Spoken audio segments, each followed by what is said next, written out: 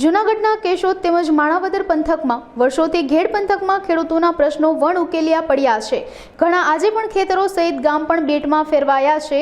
જૂનાગઢના માણાવદર તાલુકાના અલગ અલગ ગામોમાં જે રીતે ઓજત નદીના પાણી ફરી વળ્યા છે તેથી ખેડૂતોને ભારે મુશ્કેલી વેઠવી પડે છે। ખેડૂતોને પડતી આ ભારે મુશ્કેલીથી અને ગામોમાં ખેતરો ગોઠણડું પાણીથી ભરાઈ જાય છે। તમામ પાક નિષ્ફળ અને ખેડૂતોને કોઈપણ પ્રકારની સહાય પણ ચૂકવવામાં આવતી નથી। આ તમામ પ્રકારના પ્રશ્નોને લઈને આજે જૂનાગઢમાં જિલ્લા કલેક્ટરને આવેદન પાઠવવામાં આવ્યું હતું। ખેડૂતોના આ પ્રશ્નોનો વહેલી તકે નિકાલ આવે અને તમામ જે વર્ષોથી વણ ઉકેલ્યા સવાલો છે તેનો નિકાલ લાવવા માટે આજે આવેદનપત્ર આપવામાં આવ્યું હતું। ગઈકાલે ભાદર ઓજત કાંઠાના કોયલાણા, મટિયાણા, આંબલિયા, બાલાગામ, બામણાસા બધા જ ગામોમાં 2-2.5 કિલોમીટર કાદો અને ગારો કચરતા જઈ અને જે જગ્યાએથી નદી તૂટી છે એની મુલાકાત કરી અને જાણ્યું તો માત્ર ને માત્ર ભ્રષ્ટાચારની બદબૂ સિવાય બીજું કાંઈ જ દેખાયું નથી। જે દર વર્ષે નદી સાફ કરવાની હોય, જાડી જાખરા સાફ કરવાના હોય એ માત્ર કાગળ પર થયા છે।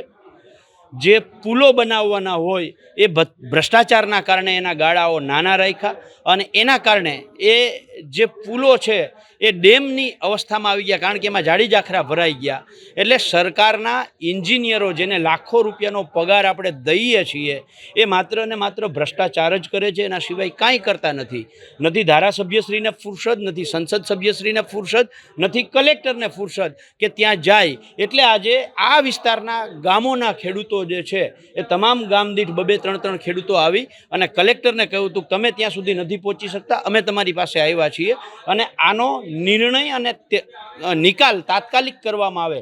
દુઃખની વાત એ છે કે 35થી 40 ગામો ભાદર અને ઓજત કાંઠાના જે ગામો છે આ ગામો દર વર્ષે એકાદી વખત 25-50 ઇંચ વરસાદ પડે અને બેટમાં ફેરવાઈ જાય તો સમજાય, પણ દર વર્ષે આ તંત્રના પાપે, ભ્રષ્ટાચારના પાપે, કહેવાતી ડબલ એન્જિનની સરકારના પાપે, કહેવાતા વિશ્વગુરુના સપના દેખાડતી સરકારના પાપે દર વર્ષે ખેડૂતો છે એ ભોગ બને છે। દર વર્ષે એમાં માની લ્યો કે કોઈ ગામની અંદર કોઈને પ્રેગ્નન્સીની તકલીફ થઈ કે કોઈને હાર્ટ એટેક જેવી તકલીફ થઈ તો 7-7 દિવસ સુધી જે ગામ સંપર્ક વિહોણા હોય એ ગામની વ્યવસ્થા કરવાનું આજે સરકારને હજી સુધી સૂઝતું નથી કે ભ્રષ્ટાચાર કરવા માટે જેમ ભાજપ દર વખતે આફતમાંથી અવસર શોધતી હોય છે એમ આ ભ્રષ્ટાચાર કરવા માટે ભાજપને આફતમાંથી અવસર મળે છે।